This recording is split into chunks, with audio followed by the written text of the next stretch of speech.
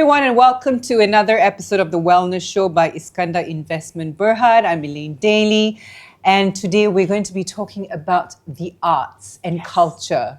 And with that, I'd like to introduce to you Fatimah Bakar. Hello. She's a storyteller, an actress, an educator. Lagi apa?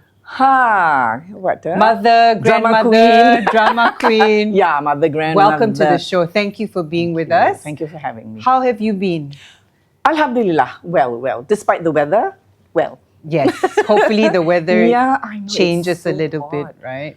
It's So been panas. really panas, Really, but really. nevertheless, you're here. We're in an air conditioning room, Yeah. so we get to chit and chat with you a little bit about arts and culture. Okay. Before anything else, how did it all begin for you? I mean, you know, you're so well known in the industry for being in the art scene and everything. I started off, when I mentioned drama queen, I started off as, even when I was a little girl, I started off having imaginary friends. I was already acting out stories in my head because I was an only child for like 3 years. I was the only child. Okay. So I had imaginary friends. So I created stories. I acted with them because my dad especially was very protective. So cannot go out and play with other neighborhood children. So I was at home most of the time. Right. So yeah. So from there, stories became so important to me. Yeah. So naturally, then I worked as a journalist for 26 years. Amazing. I think. But so you were writing and also storytelling. Also stories. Yes. During the 26 years that I worked as a journalist, I would take leave to go and perform. I was already involved in the performing arts. So I would take leave to go and dance in Berlin and London. I would take leave to go to shoot, and even done the dance dramas, which was, again, stories about dongeng-dongeng, about myths and legends and Jentayu and TV. But was it a film. natural progression from you Yeah. from being a writer and everything to go into that? I mean, a lot of people would be asking, how do I get into the art scene? What do I do? Even today, I keep on telling people that for many years of my life, I lived a double life. So I was like a journalist in the daytime, and malam, I'll go and showgirl kind of thing. Yeah, but I think deep down, it was more like in the arts first. Sure. And writing was something to offered me a little bit more stability then. Then. Talk a little bit about the arts and the corporate sector, injecting some culture there.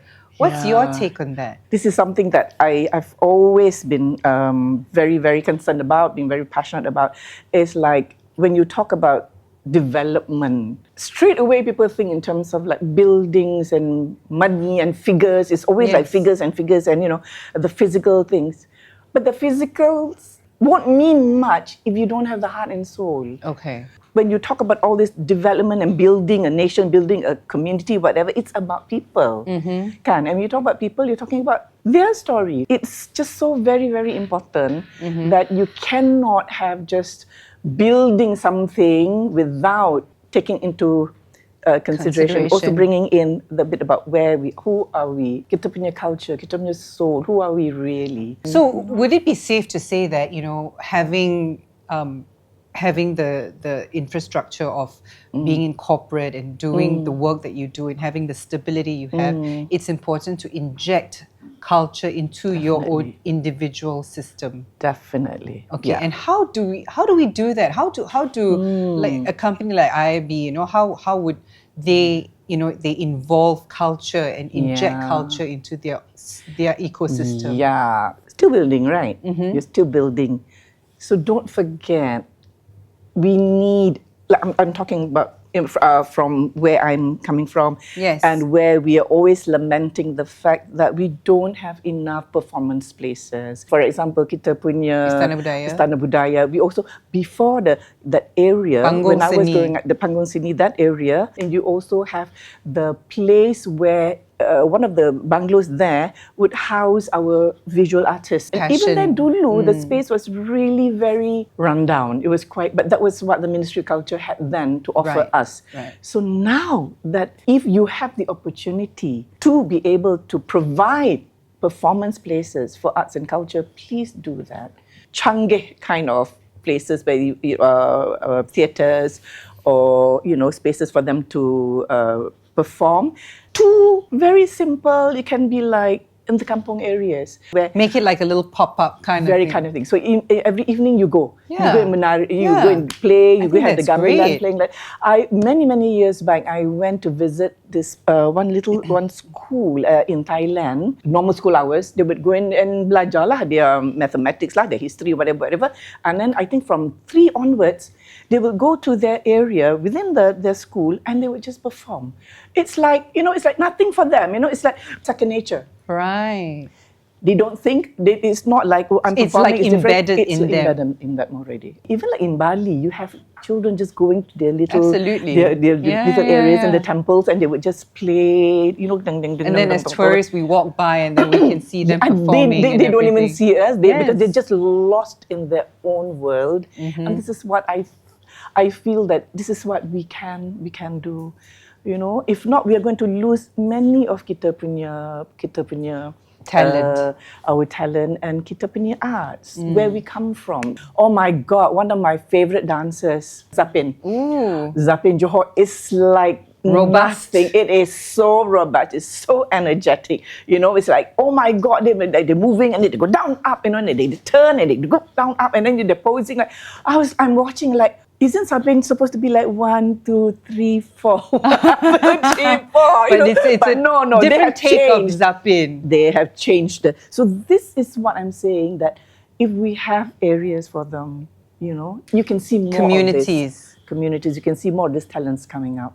Yeah. So it's not just about entertainment. You get them coming, then you get them talking to each other. Sure, You get sure. them sharing their experiences, whatever, And that's the thing that I love. It's like then you see people. You don't just see statistics. Absolutely. You know? Now, I know you do a lot of like corporate trainings when it comes to, I wouldn't say acting, but to ingrain in them some skills that they can use to behave in the workplace. I mean, what are some of the tips you would use from the art scene to the corporate scene? I have worked with top management, punya officers. One of the things that I noticed is they are very knowledgeable in whatever areas. Yeah, you ask them about finance lah, whatever. Semua diorang tahu, is at the tip. But for them to stand and talk to people, suddenly they like.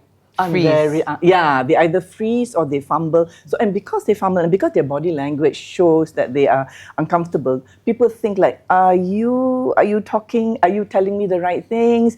Like, do you really know what you're talking about? Right. It gives people that impression. So so the sessions that I have with them, using what I've learned in theatre games and all that theatre exercises, just to let them like breathing, the way they hold themselves, the way they eye contact.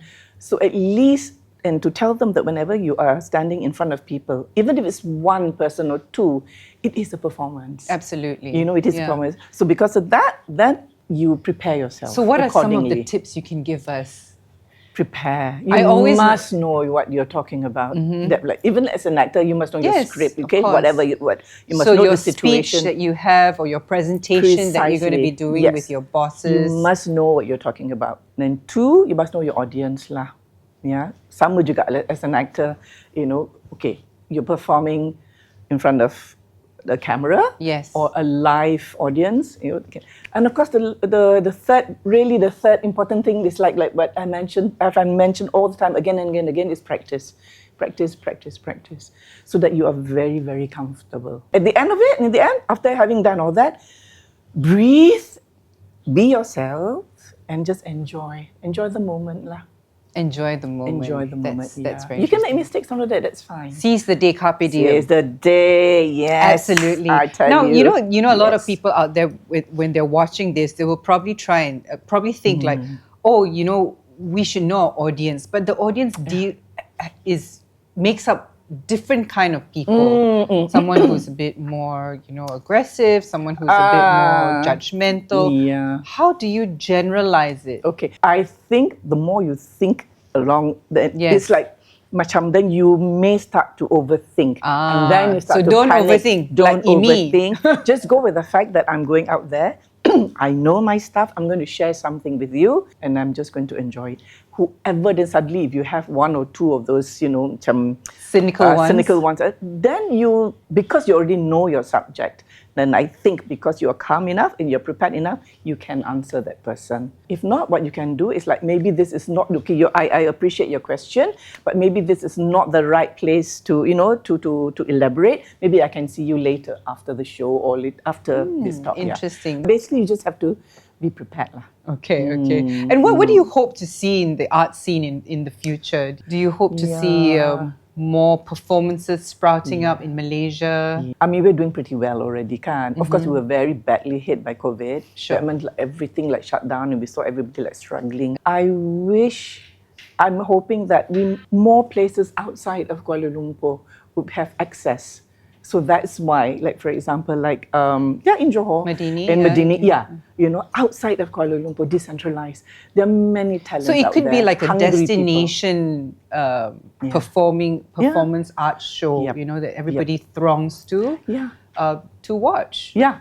Definitely, because you are making it accessible. Right now, if you want to watch so-and-so, nak tengok so-and-so nama besar, big names perform, you have to come to Kuala Lumpur. Yes. But if you make it more accessible to people outside of Kuala Lumpur, and then we start pulling in, kita, the Malaysians, as I'm talking, is local tourists. Right. But then once we are, for example, can you imagine if we have all the strong places, small performance places, or even bigger ones, but outside of Kuala Lumpur, you can start drawing in people, from outside the country.